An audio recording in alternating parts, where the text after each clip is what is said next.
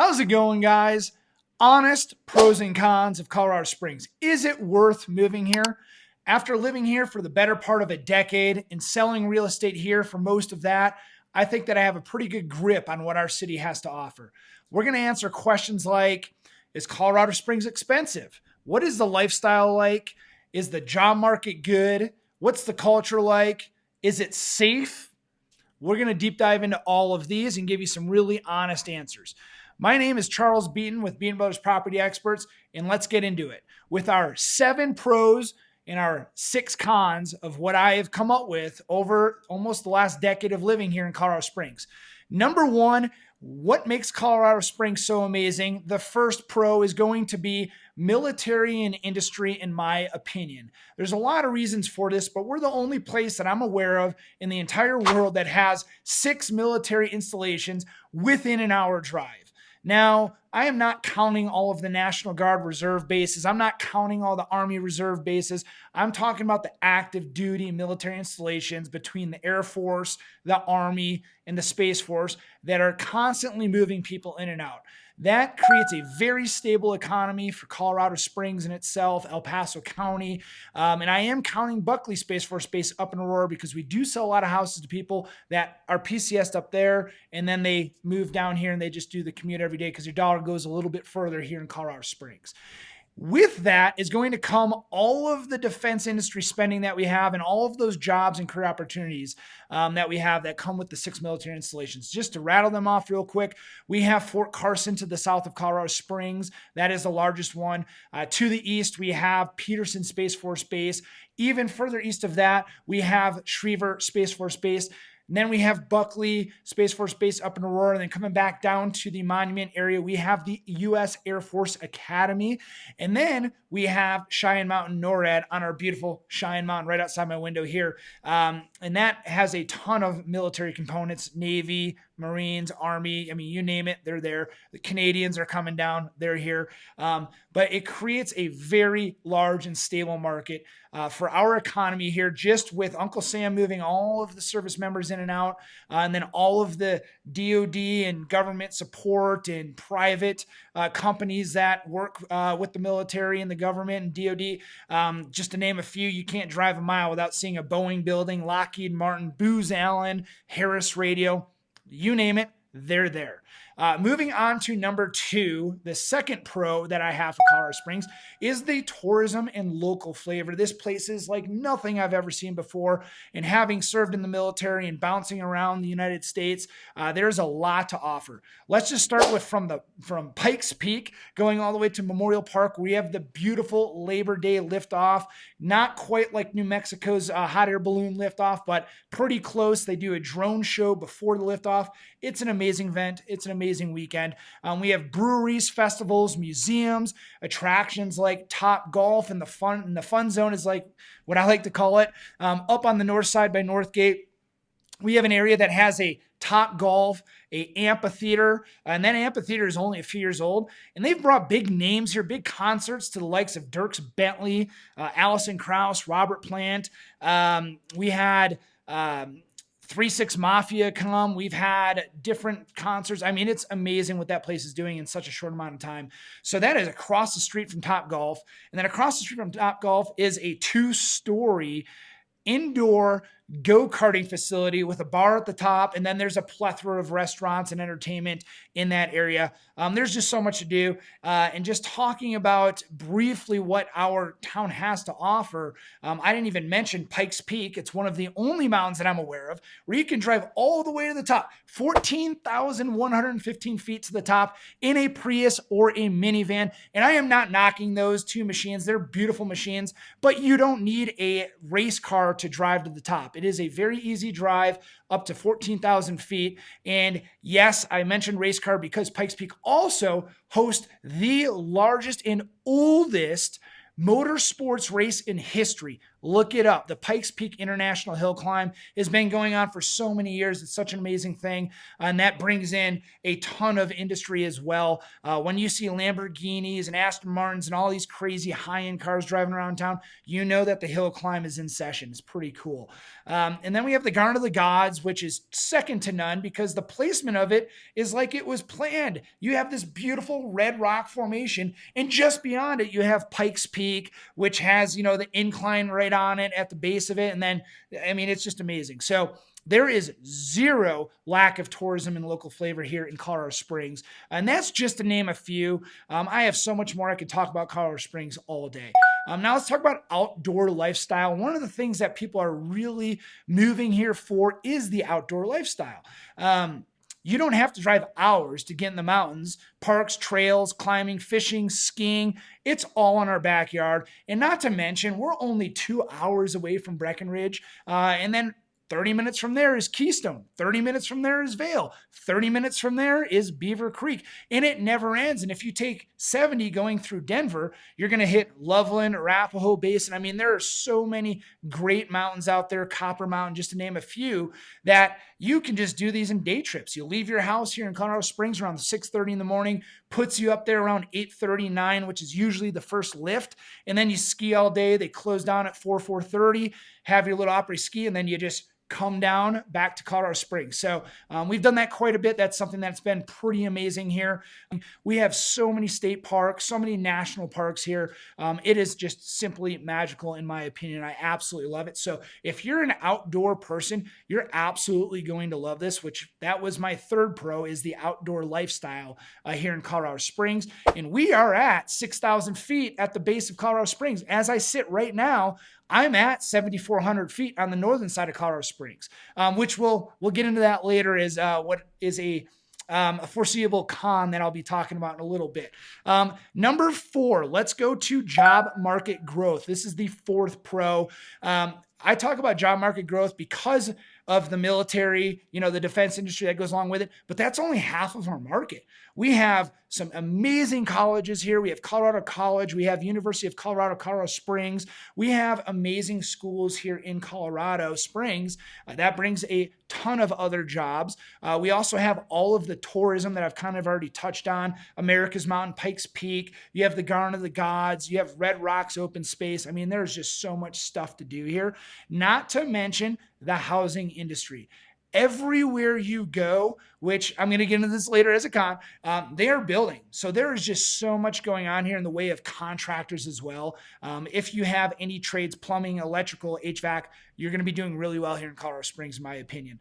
Let's move on to the fifth. We have over 300 days of sun. It rarely rains. Right now it is late January and it was 55 degrees today. We just have a very mild climate. Now, with that being said, I'm looking in the shadows and the shade here. There's still snow on the ground. So we do get snow. It will stick around for a day or two. But if it's going to be warmer the next day, the roads are almost heated here because we are at such a high elevation that it takes a lot. It takes a whole day of being cold for that snow to actually stick.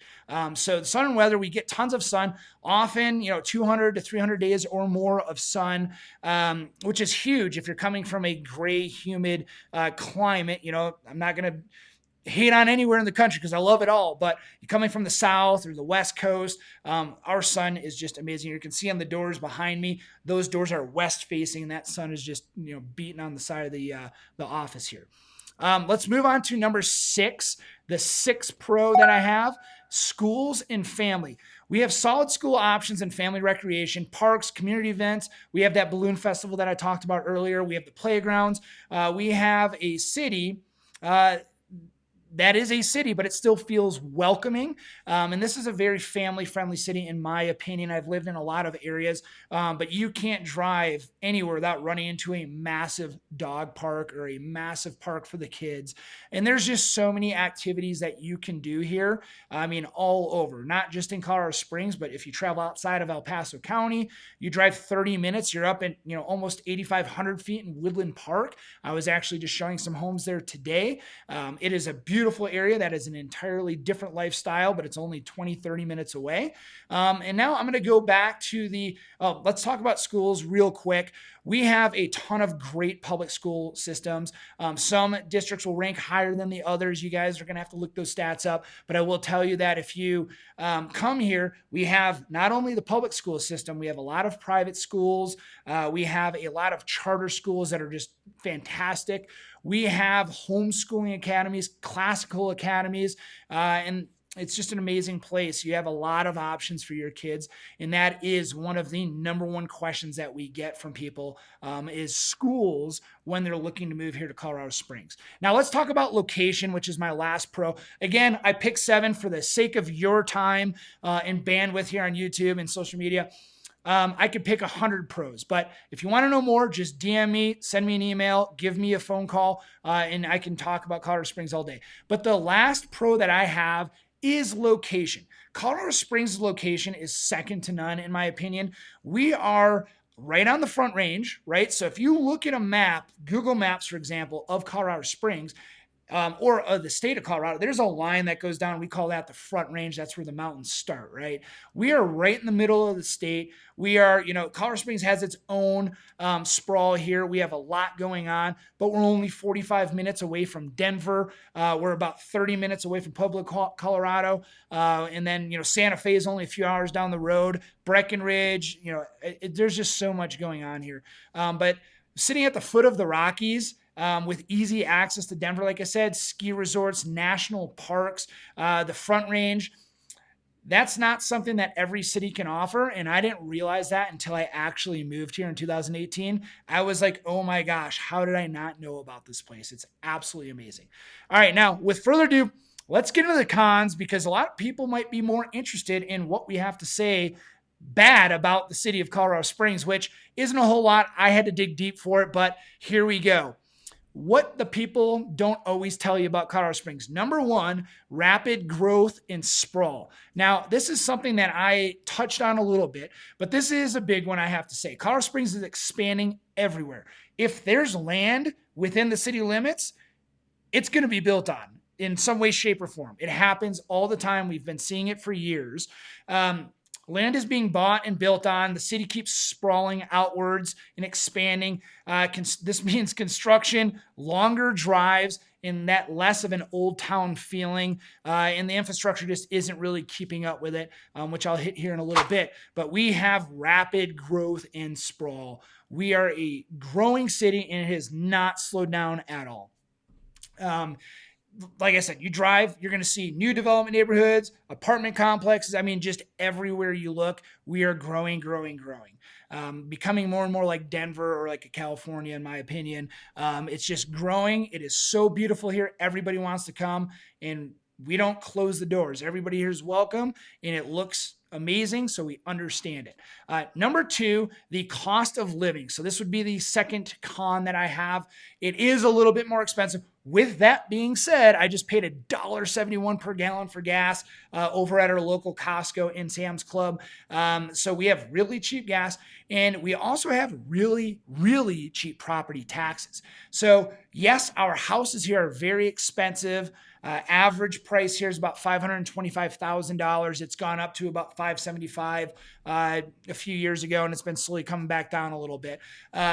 But just in 2018, our average house price was $360,000. So it has grown quite a bit. But with that being said, yes, the houses are a little bit more expensive. You get a little bit less house for your money. And I always get the comments, well, in Texas, you can get a $300,000 house with an in-ground pool. And I'm like, right, but your taxes are probably like $15,000. And if you require financing and a mortgage, your payment's going to be the same as here because our taxes are so low. So on a $300,000 house, for example, here, your taxes are probably gonna be around $1,000, maybe $1,500, depending on where you buy. But with the average house price of $525,000, you're gonna be anywhere in a new build community from $3,500 maybe to about $2,000 annually for property taxes. So our taxes are really low. But now getting to the rest of the stuff, groceries, restaurant. Have you guys ever been to a venue or a concert or a sports venue where somebody's holding up a sign and it says, Why is beer $21? Well, that guy may have been in Colorado Springs at an event. Yes, things here can get really expensive. You can't go out as a family of 5 and have a sit-down dinner somewhere without spending at least $150.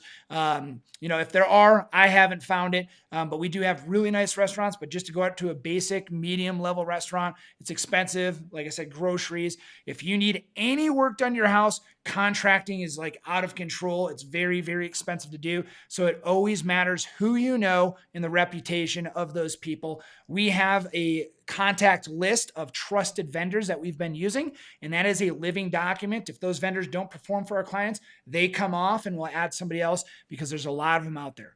So that was number 2. Let's move on to number 3, traffic and infrastructure.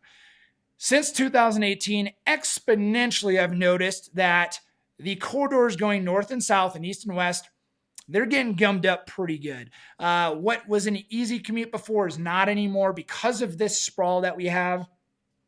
Growth hasn't magically given us better traffic or roads, especially the corridors that I had mentioned.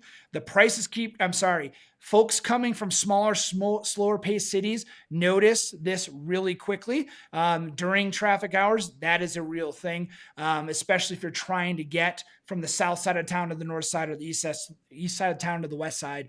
It can get really busy. And we are catching up just like most cities. There is construction everywhere you go. But once they finish the construction after 5 to 10 years on a road, it is not too bad. But we're expanding all of our single lane roads, it seems like, to double or triple lane roads. It's pretty impressive to see. Now, going on to the 4th con that we have, weather can be totally unpredictable. And I say this with high experience. When I first moved here, this experience has not stopped even today. When I first moved here, we were at the Cheyenne Mountain Zoo, which I didn't mention as a pro, but it is probably the best zoo that I've ever been to for many reasons.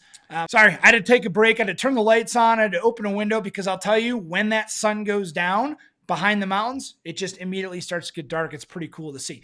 But Cheyenne Mountain Zoo, right? Amazing place. Probably my favorite zoo that I've ever been to for a multitude of reasons. But number 1, you don't have to walk 5 miles to see all these exhibits. You're walking switchbacks because I believe that zoo is at 8,000 feet. It's right on the base of Cheyenne Mountain. It's really cool. Well, I remember when I first moved here, it was about 55 degrees and sunny. It was October, and we went to that zoo, and we're hanging out. We're on elevation. We're at the top, and about 25 miles away in Monument, we can see these crazy clouds moving rapidly towards us. We're like, oh, that's kind of weird, Didn't really think much of it. A few minutes later, winds started to hit really hard, 20, 30 mile an hour gusts. And then within 10 minutes of first seeing that cloud, there was snow. We had a crazy snow squall. It went from 55 degrees to probably 25, 30 degrees, and it was snowing. It was okay, though. They have a brewery with a wood fire pizza place there. Went there, hung out for 25 minutes, let it pass, and then it was sunny again. It's unbelievable. If I could leave you off with one thing here in Colorado Springs, dress in layers at all times and always have extra clothes in your car, because it can be 40 degrees where I'm at. I drive 5 minutes down the road. It's 45 degrees. I drive 35 minutes down the road to Pueblo, and it is, 15 degrees warmer than it is where I am right now. And that is very common. Colorado Springs, Monument, totally different climates. And it's not only because of the distance, but it's the proximity to the mountains. And then it's also the different elevations. Like I said, I'm at 7,400 feet right now. If I drive 15 minutes down the road, I'm at 6,000 feet. And if I drive another 20 minutes down the road south to Pueblo, I'm at 4,500 feet. And if I go to Colorado Springs and I go 20 minutes up the hill to Woodland Park, I'm over 8,000 feet in elevation. So it's pretty intense. But number 4 con, weather is, it's not that it can be unpredictable. It is wildly unpredictable. With that, we do have high winds and hail. That is one of the things that you'll get welcome to here. Number 5, cultural and urban lifestyle limitations. We love our outdoor life, but if you're moving from a big city expecting world-class food, arts, nightlife, or public transit, you'll notice the difference. Some folks call it a small town with big ambitions, which is true. That was one of the first things that I heard. When I moved here in 2018, somebody was like, "Oh, the food's terrible here. You're gonna have to go to Denver." Yes, we don't have any Michelin star restaurants to my knowledge here in Colorado Springs. They're all up in Denver for the nearest ones, but we still have great food. We have some great steak houses. We have some great Mexican restaurants. I mean, there's a lot of great food here. I wouldn't really put this as a huge con, but it is on there. And you're going to have to dig deep to find, the really good restaurants. Now let's hit number 6, altitude adjustment. This is the last one that I have on my list. And yes, to this day, I am out of breath. When I'm showing homes, I will strategically take clients from the main floor to the second floor, right? I will not go from the main floor to the basement and then walk up 2 flights of stairs, 4 flights of stairs, whatever it is, and try and explain these details out of the house. And this is coming from a guy who plays a sport regularly and runs regularly. The altitude is an absolute beast. You'll notice that, the rates of sleep apnea are way higher in Colorado Springs. You'll notice it's dry. It's not quite as bad as Las Vegas, but you're going to notice if you weren't a chapstick user before, you might be when you get here. You're going to find yourself consuming much more water as the time goes on. And this is in Colorado Springs, 5,000 feet to about 7,500 feet. You start going to Breckenridge, you start driving up to the top of Pikes Peak. Now you're really going to notice it, but it does take an adjustment. And I will tell you that after a week or two, you will climatize, you will get adjusted to the weather, but it is something that you're going to have to get used to. Now, with that being said, flying anywhere to sea level coming from here, it feels like you have been training for a marathon. You feel great.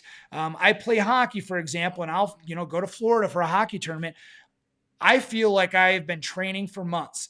And it's amazing. I'm skating around, skating real fast. But then if I drive up to Monument where the rink is at 7,500 feet, I feel like I take 5 strides and I'm going to fall over. So there is one other con, a bonus con that I'm going to put on this list. So we're going to have 7 pros, 7 cons.